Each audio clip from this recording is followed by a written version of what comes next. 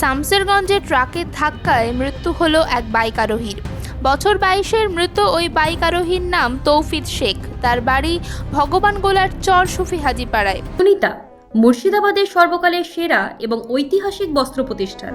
বিয়ের কেনাকাটা থেকে শীতের পোশাক, নামি ব্র্যান্ড, সেরা দাম, একটাই নাম সুনিতা।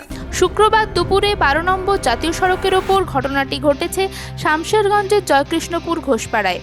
মৃতদেহটিকে উদ্ধার করে ময়নাতদন্তের জন্য পাঠিয়েছে শামসেরগঞ্জ থানার পুলিশ। স্থানীয় পুলিশ সূত্রে জানা গিয়েছে, শুক্রবার ভগবানগোলার দিক থেকে বাইক চালিয়ে মালদার দিকে যাচ্ছিলেন দুই বাইক আরোহী। জয়কৃষ্ণপুর ঘোষপাড়ার কাছে আসতেই পেছন দিক থেকে বেপরোয়া গতিতে আসা একটি ট্রাক বাইকটিকে সজোরে ধাক্কা মারে, আর তাতেই রাস্তার ওপর ছিটকে পড়ে ঘটনাস্থলেই মৃত্যু হয় তার। যদিও অপরজন ভাগ্যক্রমে প্রাণে বেঁচে যান।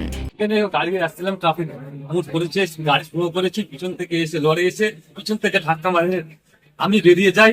উনি ড্রামে যে আমার যে পিছনে আমার যে বন্ধুটা বসেছিল, সে ব্যারেলে লেগে ছিটকে পড়ে যায় ব্যাক সাইডে, রাইট সাইডে। সে লরি তাকে 3 টাকা এসে আটকে যায় হাত বেঁধে। সে তাকে পিছনে হয়ে মৃত্যু হয়। দুজন ছিলেন বাইকে, দুজনই হেলমেট ছিল। আমি নিচে চালাচ্ছিলাম, উনি পিছনে বসে। ওনার বাড়ি হচ্ছে চর সুফিয়াজি পাড়া, ভগবানগোলা। একটা লরির মিডিলে মাঝে পোর্শনে বাইক আরোহী কোনো ক্রমে ঢুকে যায় এবং সরাসরি সে মারা গেছে।